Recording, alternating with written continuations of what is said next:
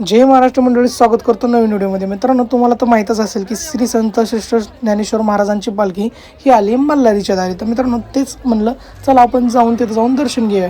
तर मित्रांनो, आम्ही आतमध्ये आल्यानंतर ते वेगवेगळ्या प्रकारचे असे पाळणे होते, म्हणजे खूप साऱ्या गोष्टी अशा होत्या की बघण्यासारख्या होत्या. आणि आत्ता तुम्हाला सांगतो की रात्रीचे 12 वाजले तरीसुद्धा एवढी गर्दी आहे मित्रांनो.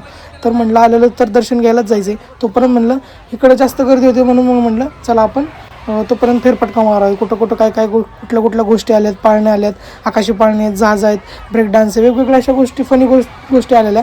तर म्हणलं चला फेरफटका मारून या.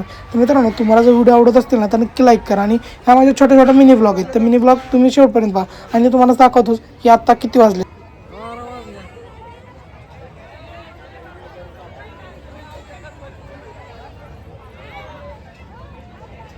माऊलींचं दर्शन घेण्यासाठी मित्रांनो आम्ही आलेलो. तर चला म्हटलं आता माऊलींचं दर्शन घेऊया. मित्रांनो, गर्दी तर खूप होती.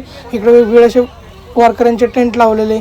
तर मित्रांनो, वारकऱ्यांच्या म्हणजे जे सगळं वातावरण आहे, तर मित्रांनो एवढं प्रसन्न करणार होतं. 12 वाजले तरी बी कळत नव्हतं. तर मग सगळे आमची टीम आम्ही निघालो वारकरी म्हणजे महाराजांचं दर्शन घ्यायला.